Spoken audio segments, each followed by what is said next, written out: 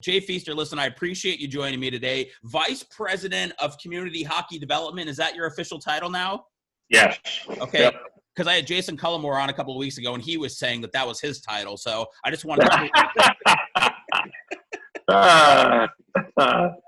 I just wanted to clear it up. So listen, I appreciate you doing this. I am fascinated in the job that you had as GM, and I've interviewed you before. And Breezeman, when I talked to him yesterday, he goes, "What the hell do you want to talk to Jay Feaster about?" And I go, "Hello, I've got about a million things I want to talk to Jay Feaster about." So listen, on the Bloc Party this year, a theme has been we've talked a lot about Tortorella. We've had a lot of the 04 guys on. We've had a lot of guys that played in New York, Girardi, Callahan, guys like that, and they all have a Torts story. But are you responsible for bringing Torts into the Lightning organization? No, actually, the GM who hired him was Rick Dudley. I was Rick's assistant GM. And at the time when the decision was made that Ludsey was out and we were going to replace Steve Ludzik as head coach, I should back up before that. When the decision was made to hire Ludsey, there were a bunch of people that interviewed for the job. And Duds did those interviews and had me sit in on them with him. And so I was part of the process with Rick, but Rick was the one who actually brought him in as one of Ludsey's assistants, or actually at that time he may have even had the title of associate coach. I'm not sure. But he was with us when Steve Ludzik was the head coach. And then when Steve was terminated, Rick named him the head coach. So when you were involved, when you sat in on those initial meetings, just when you were going to bring Torts in, what did you think about him? Oh, I loved him. I knew him from his American Hockey League days. I had been in Hershey in the American League and starting in the 90-91 season. And we won the Calder Cup in Hershey in 96-97. And Torts had won it as the head coach in Rochester in 95-96. So I knew who he was, and I was familiar with him. And when he interviewed, I thought he was just perfect. I loved everything about him. And when I was named general manager in the middle of that 01-02 season when Rick left, I made the comment very early on that I was not going to change head coaches. That was one of my famous things when I sat down with he and Vinny. I told them both, I'm not going to fire Torts, and I also won't be known as the GM who trades Vince LeCavier. So wherever the SS Tampa Bay Lightning, wherever the ship is going, the three of us are going to be sitting and staring at each other on the deck chairs, is what I told them. So what is it about Torts? Because the guys, I mean, especially Vinny said, he didn't really appreciate Torts until his career was over. I mean, were there ever days where you were maybe just involved in practices? You're like, man, I don't know, maybe Torts is too hard on these guys, or you thought that he was just what they needed? I always thought that he was just what they needed. And I always knew, I mean, I spent a lot of time with Torts. As the GM, I used to say, I talk to Torts more than I talk to my wife in any given day. And I understood what he was trying to do. I understood his thinking and the habits and the mindset that he was trying to change. And so from that standpoint, I always felt that he was doing the right things for the right reasons. And I used to set it up so that, and he would always keep me informed of what he was doing. It was never a case, so I would never get a phone call from an agent and be blindsided that, did you know that John Tortorella did this or said that to my client? And it would never blindside me, because as soon as he talked to the player, he'd call me and he'd say, I'm giving you a heads up. I just talked to so-and-so. And I told them this is where they stand, and they're not happy. So don't be surprised if you get a call. And it would work that way. And I actually had an agent call one time and left me a detailed voice message, and it was totally opposite of what it's saying when his client had told him. This is what my client told me. Tortorella told him. Da, da, da, da. And I actually had my secretary transcribe it. And I set up a meeting. I called the player in. I called Torts in. And I said, okay, here's what Torts told me. I said, here's what your agent told me on this call. I said, I had transcribed for us. And I said, so which is it? Well, now the player's sitting there with Torts right there, and I'm sitting there with this transcript, and well, no, that's not exactly what I told them, and well, no, that's not really what I meant when I was talking to my agent, and well, that's how we used to do it. That when we sent a player down, he and I were together, and I would tell the player, we're sending you down. You're going to go to wherever our affiliate was, and I would say to Torts, John, your turn. And he would talk, and he would tell him, you have to work on your speed. You have to work on your hockey awareness. You have to work, whatever it was, whatever the reason was, we would always tell him. And then I'd give the player, I'd say, is there something you want to say? Is there something you want to address? This is the time to do that. And I always thought that it was sort of like, if mom and dad are on the same page and they're unified, the kids can't pull anything on you. You got them. And so I always supported Torch. It wasn't always easy. I mean, I can't tell you how many times he would come in and after doing something that he knew was going to hit the fan, he would look at me and he'd say, did I put you in a bad spot? Julie. Yeah, Torch did. Now let me ask you, where did Esposito fit into all this? Because we've had Esposito on the show this year, and I know that he's not afraid to share his opinion with anybody. Was he coming into your office back in the day? What was your relationship like with Phil? I had a great relationship with Phil, and what was interesting was that when I went in there, and again, it was Jacques Demers that hired me, and so obviously Phil and Tony had been fired and everything, and then when Mr. Davidson's group came in, there was not the easiest of situations with that incoming group and Phil, and I know that Rick Dudley was concerned about the influence of Phil, if Phil was going to be around too much, and so there was kind of both sides kept their distance, and I did. I had a great relationship with Phil. I grew up a Boston Bruins fan. I grew up a Bobby Orr devotee, and Cheesy and Espo and Wayne Cashman and all those guys, right? Don Cherry is the coach. I loved that group of guys. And so I had a great relationship with Phil.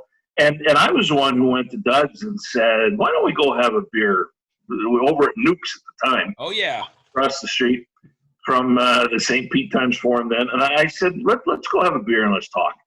And that's what we did. And it was during that that it was clear that Phil, hey, I don't want to be the GM of this team. I'm not looking to take your job. I don't want Ron Campbell's job, but I'd love to be associated. This was my baby. I founded it. And so that's ultimately how the ice was broken at that time, to have Phil brought back in and the role that he's in terms of a broadcaster. And back in the day, he used to do some community relations type stuff too. So, yeah. I didn't know that. Well, okay, so I know that you stepped away from being GM in 08, but you went through with the draft that year, right? Yes. Yeah, that was my last draft. Okay, so tell me, what kind of calls, I mean, I'm sure you had your mind made up, for a while who it was going to be. What kind of calls, what kind of trade offers were you getting from different teams in 08? Yeah, I mean, you get the calls, and as you know, or as I'm sure you know, we not only did we have our minds made up, but we had started a marketing campaign. Have you seen Stamkos or seen Stamkos? And so we're on billboards and we're on the media and the internet and everything. And we certainly did. It was not a case where when the calls would come in, obviously you take them and you listen, but it was right up front. I would say that we're not trading this pick. We're gonna make this pick, and so people understand that. I mean, you always have guys that try to slip one by you, and they're going to try to, this will make you so much better.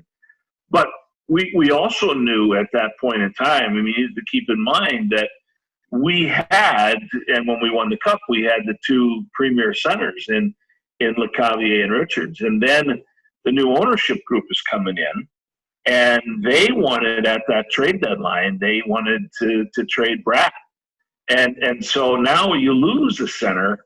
And so going into the draft in 2008, and having Stammer there, it was a no-brainer. Now, how much, influence or say did you have in hiring the head coach in 08? Absolutely none. None, really? Absolutely zero. Zip, nada, nothing. That's crazy, right? For yeah, it is. You know what happened back then? I actually a couple of things. First of all, I used to do, and Torts did too. We used to do extensive exit interviews. We always brought the guys in one at a time. He would do his, I would do mine, and then obviously we would talk afterward. And one of the things that happened in that 08, the end of the 07-08 season, was that as I'm talking to veteran guys, I had two, and I'm saying to them, why didn't you step in and help so-and-so, one of the young kids at the time? Why didn't you help them in their relationship with Torts? Why didn't you? And I had too many guys say, I just tune Torts out. I don't listen. I'm not listening to that stuff. And that's, I've always said that in my mind, that's when you need to make a change. That when the coach has lost the room, when the guys have tuned out, when the message is stale and not getting through. And so I was GM and I said, I believe it's time for a coaching change. And Ron Campbell, who was the team president, he supported me fully in that. And one of the guys that Ron knew that I really liked as a candidate for head coach was Bob Hartley, who at that time was coaching in Atlanta. And so Ron had seen him and knew who he was, knew what he had accomplished, knew he was a friend of mine. He coached when I was the GM at Hershey. And so Ron was on side with, well, let's bring this guy in. I used to ask Orrin Koulis repeatedly, well, would you meet with Bob? This is after Torts is out, right? Would you meet with Bob? Would you? Nah, I can't. You know what, Jay? Put a pin in that, would you? Put a pin in that. Oh, boy. And it would be all the time. And then I'd revisit it. And I'd say, well, Orrin, no, you know what? I'm tied up out here in California. I can't get in. I said, I'll tell you what. He'll come to you. You tell me where and when in California, and he'll be there. He'll stay as long as you need. He'll put a pin in that, would you? Put a pin in that. And obviously, I had no idea at the time that he's already talking to Melrose and everything else. I got to the draft that year. You asked about the draft. I got to the draft that year, and we had just extended at the trade deadline, right before the trade deadline. We had signed Danny Boyle to a contract extension. And it was a big deal. Torts was involved in the meeting with Koulis and Barry. Claude Loisel, who was my AGM, he was in the meeting. Billy Barber, director of player personnel, he was in the meeting. Ron Campbell's in and out of the meeting. And we finally got them on side that we're going to go ahead and extend them, why we needed them, etc. So we go to the draft in June up in Ottawa, and I start getting phone calls, and I'm approached in the hotel by my colleagues, other GMs, and they're saying, "Hey, so you're trading Danny Boyle, huh?"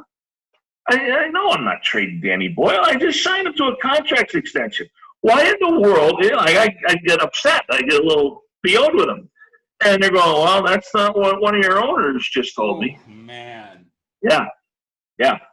Is that when you started? Is that when you started to have doubts about how much longer you'd remain in that position? Well, I knew I was a short termer, because the other thing that happened was that we get through the draft, and now July 1 is coming up, free agency, UFAs, and they had a whole plan. Koulis and Lundberg, they had a whole plan for what they're going to do. And that's a bad contract, right? Well, yeah, and I was sitting and I'm going, okay, well. So you're going to call? Yeah, we're going to call this guy. We're going to call that guy. And one of the players I had a really good relationship with the agent. And I said, well, so-and-so. And I go way back. We've been together. We've known each other, worked together a long time. I said, I'm happy to talk to him about this particular player. No, we'll talk to him. You just sit tight. And so obviously at that point in time, you know that you're out of the picture in a big way. But they were on board with Stamkos, at least, the ownership? Oh, yeah. Okay. Oh, yes. Oh, my goodness. Especially Warren Koulis. My goodness, yes. Okay. Yeah. What would you have said if, somebody said, 12 years ago that you would have had Stamkos, Bogo, and who is it, Luke Shen on the team? Unbelievable. Because I have to admit that while it was clear to everybody that Stammer was the guy, when you know how tough good defensemen are to acquire, or the cost of acquiring a really good defenseman. And so Bogosian was a guy that we watched very, very, very closely in that lead up to that draft. So, yeah, it would have been pretty amazing to think about that back then. See, I love going down memory lane with you. I definitely want to talk about what's going on with the Lightning right now. But one more question just about, the 04 Cup run and kind of the team that was built going into that. Tell me about when you were able to land Andrea Chuck, because the story he tells, he was just like, nobody was calling him. He didn't think he was going to play anymore. He's getting drunk, and all of a sudden, he gets the chance to come play for the Lightning. Yeah, again, Rick Dudley obviously knew Andy, had a previous relationship with him. And the other thing that helped us there was that we had Craig Ramsey here, who was a former Buffalo player and somebody who knew David and Dave knew well, and even John Tortorella, because Torts had been part of that organization as a coach in Roch. And so there was clearly a receptivity on the part of Dave to jump and come into a situation where he knew the GM well, he knew the head coach, he knew the associate coach. It certainly is the beginning of a good structure. And then you look at the players and you say, well, they have some decent young kids coming, and so it was clearly that. And Duds doesn't.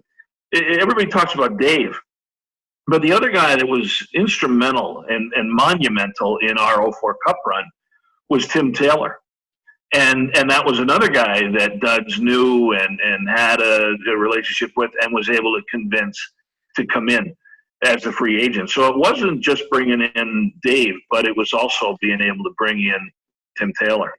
I've talked to guys about, the 04 run. I talked to, Jason Cullimore, and he talked about his broken hand. I've talked to Dinger, talked to Andrew Chuck. I want to know, and everybody has a story about what they did the day of Game 7. What did you do the day of Game 7 to kind of get the nerves out? I don't know that I did anything to get the nerves out. I mean, I paced, I fretted, I tried to keep busy. I did. I tried busy work. I didn't necessarily want to leave the arena because I figured I'd never get back in if I drove somewhere, and with the crowd that was expected. Honestly, I tried to busy myself as best I could in the office and talking to staff and that sort of thing. But you don't. I mean, and it's funny because we always knew, and Torch was really good at making this point, we always knew that we were playing with house money. Nobody expected us to get to the Stanley Cup final in 2004. We were thrilled to be there. And it was Torch who, at the first practice out at Brandon at the old Ice Sports Forum, he brought the team together and said, well, now that we're here, why don't we win this blanking thing? and I mean, that really was the mindset was, well, we came this far, why not see it through? And so, I mean, even though that was the mentality, when now you're playing Game 7 and you have a chance to win the Stanley Cup, that doesn't go away. I mean, no matter what you try to do to take your mind off of it, and of course, all these games are set for prime time, so they're later starts, and it was brutal. Now, Andrea Chuck, I hear a story about everybody was in some sort of there was a pool party at Andrea Chuck's house, and everybody jumped in the pool with the Stanley Cup. Were you? I can't find pictures of that anywhere. Were you involved in that picture? Were you in the pool? I was not. That was a players only celebration. It was a players only celebration, and there's a keeper of the cup, and the general manager, as far as the NHL is concerned, it's the GM that's responsible for the safety and well-being of the cup and that cup keeper.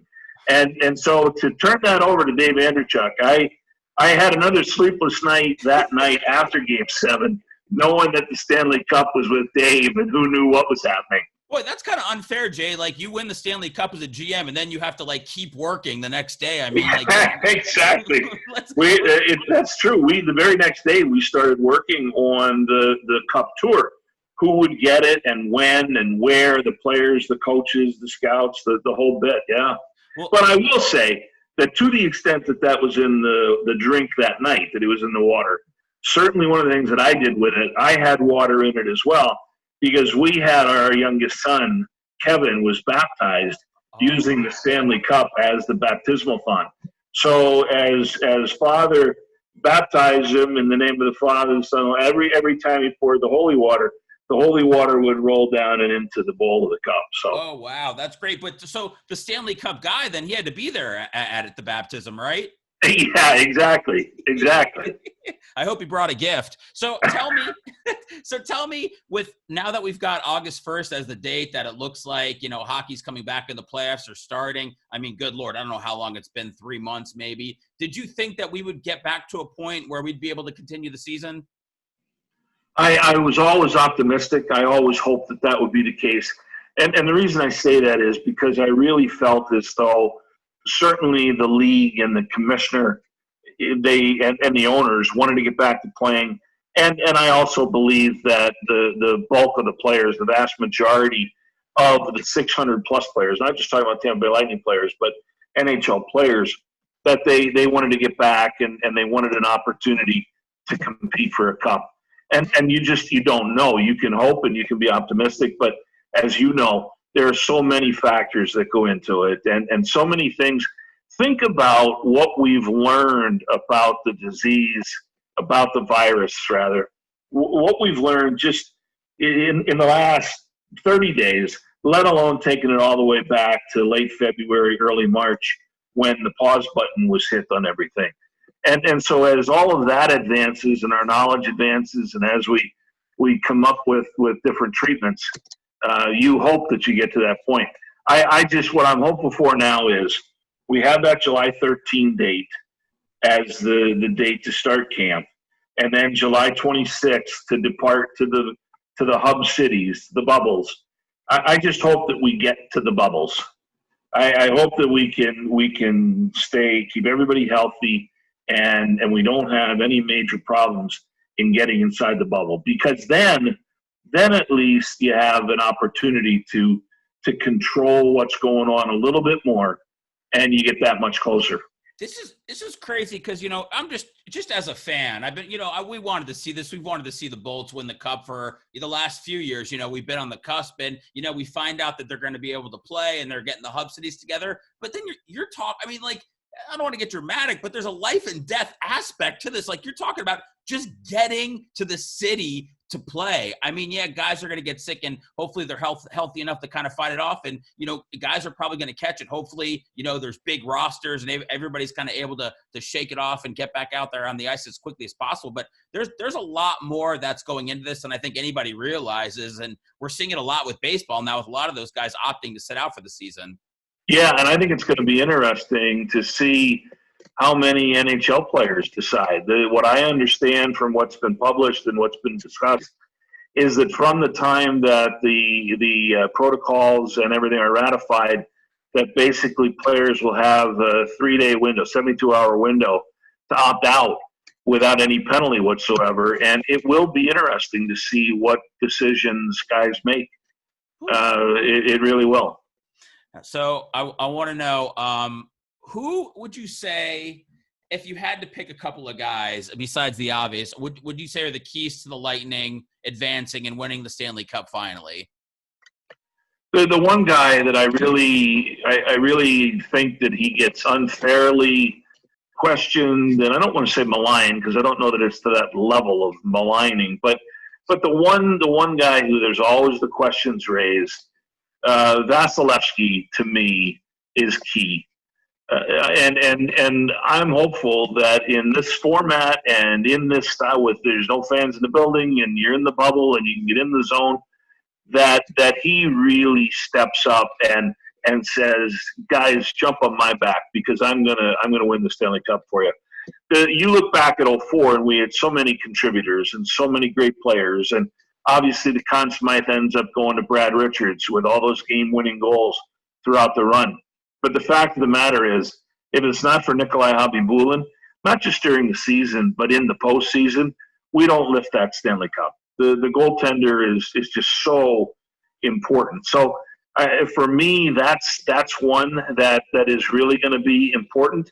The other, I would give you, rather than the name of one player, I'd look at it more as sort of a line, and that is, what's the fourth line going to do? What are the new guys that were brought in at or around the trade deadline? What's a new guy like a Pat Maroon? What are those guys going to be able to do from a physicality standpoint to help make a difference? Because I still believe that's an important part of winning in the postseason.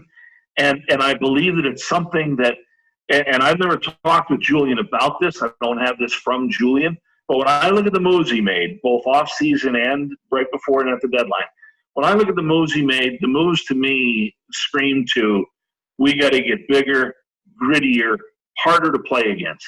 Doesn't mean we have to have Muhammad Ali out there boxing. It's not about having fighters, Joe Frazier on your roster. It's about having guys that are hard to play against. And I really think that that's something Julian addressed, and I think it's something that needed to be addressed. And you're okay, as a former GM, clearing out the first-round draft picks for who they acquired with Goodrow and Coleman at the deadline. It sends a good message to the players in the locker room, doesn't it? That everybody's all in. Yes, it does. And that's the big thing, right? The big thing is you send that message to the players in the room. And the reality of it is that while you have good prospects, that's what they are. They are prospects, and they have the chance to contribute down the line.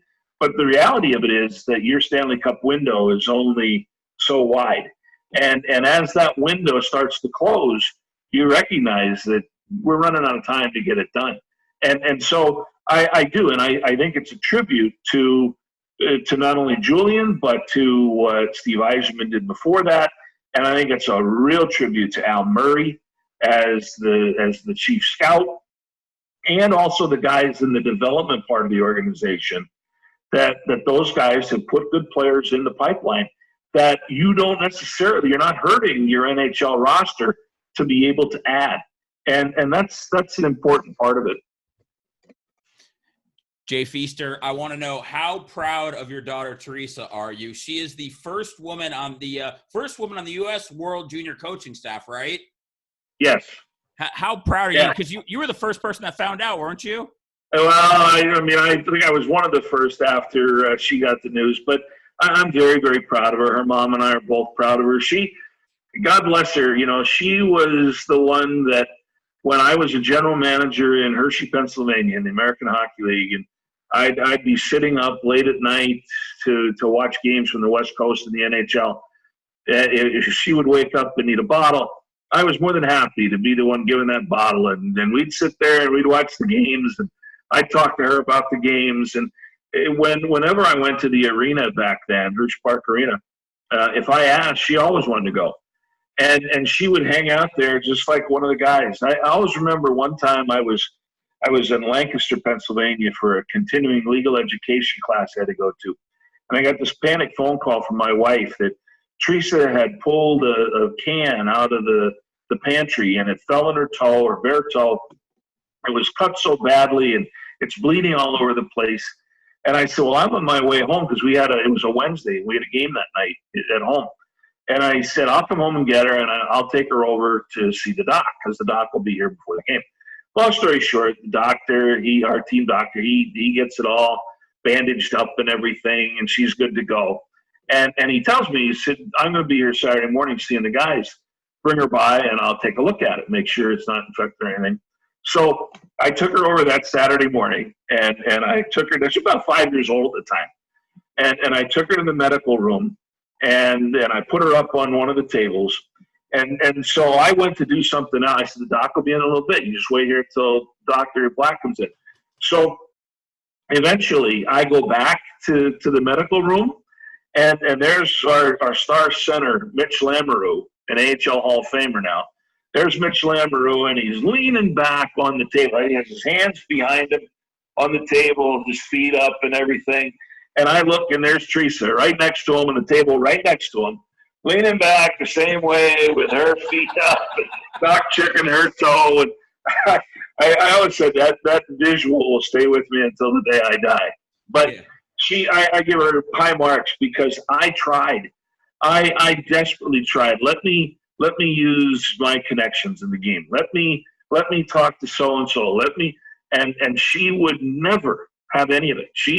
The only thing that I can say that I did when she first met Nate Lehman, the head coach at Providence College, and who now is going to coach the men's junior team for Team USA.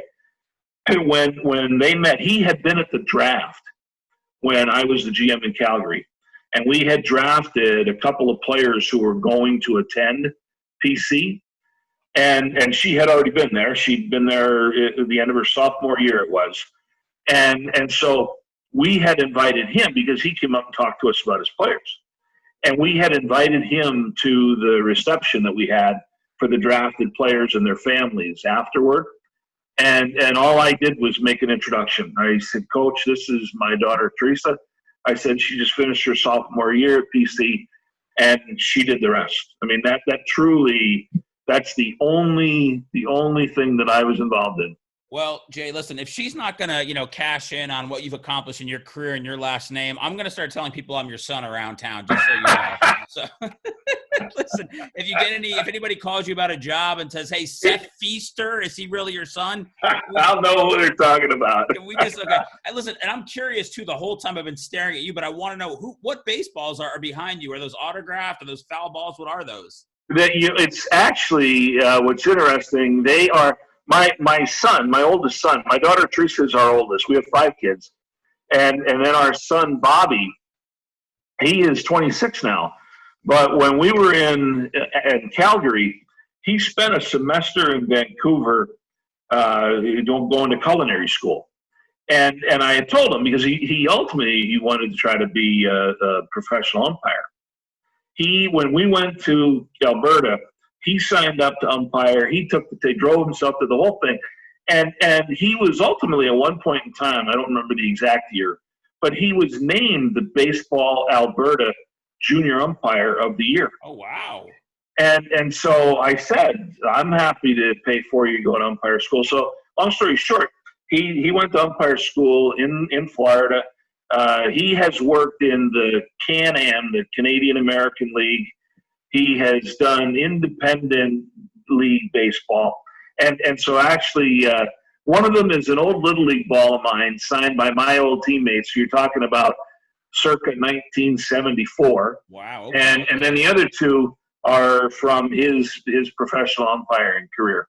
And one of them is a ball that he had signed by the crew that worked that first game that he did pro. They work in 3-man crews. So it's not like a Hank Aaron or Babe Ruth or anything like that. Okay. No. But it's sentimental, and that's all that matters. Exactly. Only really important signatures, like my 1974 Williamstown Youth Athletic Association Phillies teammates. Jay Feaster, one last question before I get you out of here, and I really appreciate the time today. There were rumors going around in 2008 that once, Oren and Len started kind of working around you, that they were getting close to trading Thunderbug. Can you confirm or deny? Yeah, I'm sorry. I wish I could confirm or deny. I don't know. I'm certainly – sometimes the greatest trades are the ones you don't make. And if there's any truth to that rumor, thank goodness they didn't trade the bug. Yeah, sniff around the building when you get back in there, Jay. Listen, Jay, Vice President of Community Hockey Development, GM of the Stanley Cup team, I appreciate you doing this. To me, GM, putting a team together, it's so fascinating, and I hope everybody that listened, enjoys it. It's not an easy job. Maybe it's a thankless job like being an umpire, but thank you for bringing a cup to Tampa Bay, and hopefully we can bring another one back in 2020. Absolutely. My pleasure being with you, Seth. Thanks, Jay. I'll see you soon. All right. Bye.